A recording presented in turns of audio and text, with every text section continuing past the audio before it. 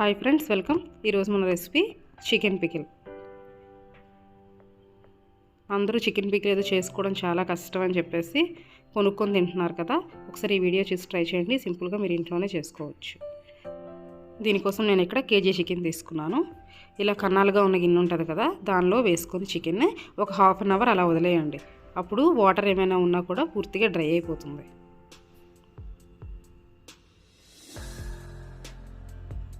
Chicken dry అయ్యే లోపల మనం దీనికోసం మసాలా ప్రిపేర్ చేసుకుందాం. దీనికోసం కరెక్ట్ మెజర్మెంట్ అండి, ఒక 2 ఇంచుల దాల్చిన చెక్క ముక్కలుగా చేసుకోండి, 2 అనాస పువ్వులు, ఒక 6 యాలకులు,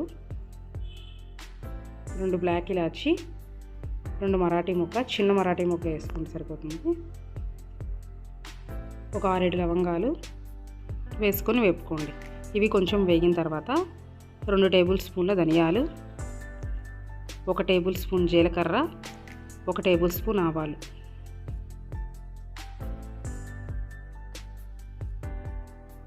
ఇలా వేగిన తర్వాత స్టవ్ ఆఫ్ చేసుకొని చల్లారనివ్వండి. ఇలా కొంచెం చల్లారిన తర్వాత మిక్సీలో వేసుకొని కోర్స్గా గ్రైండ్ చేసుకోండి. ఇలా చేసుకుంటే సరిపోతుంది. ఇప్పుడు మన చికెన్లో నుంచి వాటర్ డ్రై అయి ఉంటాయి కదా, కొంచెం పసుపు ఉప్పు వేసుకొని ఒక 10 మినిట్స్ పక్కన వదిలేయండి.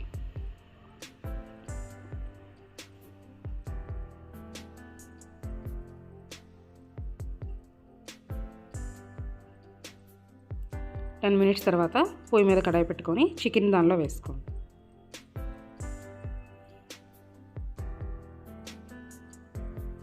చికెన్ లైట్గా కలుపుకొని మూత పెట్టి ఒక 5 మినిట్స్ వదిలేయండి. 5 మినిట్స్ తర్వాత ఓపెన్ చేసి చూడండి వాటర్ ఎలా బయటకు వచ్చాయో చికెన్ నుంచి. ఇప్పుడు మూత పెట్టకుండా ఫ్లేమ్ హైలో పెట్టుకొని వాటర్ అంతా డ్రై అవ్వనివ్వండి.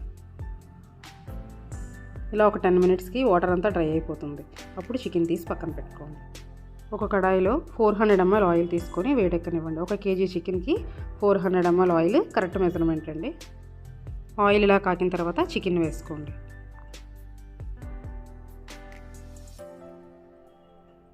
నేనైతే ఇక్కడ కేజీ చికెన్ని 2 టైమ్స్ వేపుకుంటున్నాను. ఒక 2 మినిట్స్ అయిన తర్వాత చికెన్ పీసెస్ని ఫ్లిప్ చేసుకోండి. చూడండి ఇలా కలర్ వస్తే తీసి పక్కన పెట్టుకోండి. ఇంకా కొంచెం వేపారంటే ముక్క గట్టిగా అయిపోతుంది. సేమ్ అదే ప్రొసీజర్లో మిగతావి కూడా చేసుకోండి.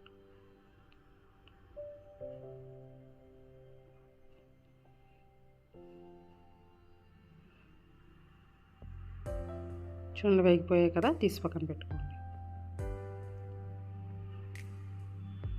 ఇప్పుడు అదే ఆయిల్లో 2 tablespoon ginger garlic paste, అల్లం వెల్లుల్లి పేస్ట్ వేసుకొని బాగా వేపుకోండి. అల్లం వెల్లుల్లి పేస్ట్ ఇలా బాగా వేగిన తర్వాత 1/2 కప్పు కారం, 1/2 కప్పు ఉప్పు, మనం ముందుగా చేసి పక్కన పెట్టుకున్న మసాలా పౌడర్ వేసి కాసేపు వేపుకోండి.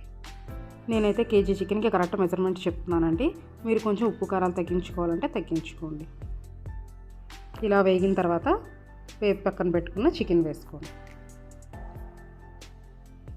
ఒకసారి కలుపుకొని స్టవ్ ఆఫ్ చేసుకోండి. స్టవ్ ఆఫ్ చేసుకొని దీన్ని పూర్తిగా చల్లారనివ్వండి. పూర్తిగా చల్లారిన తర్వాత 4 మీడియం సైజు నిమ్మకాయల్ని జ్యూస్ చేసుకొని వేసుకోండి.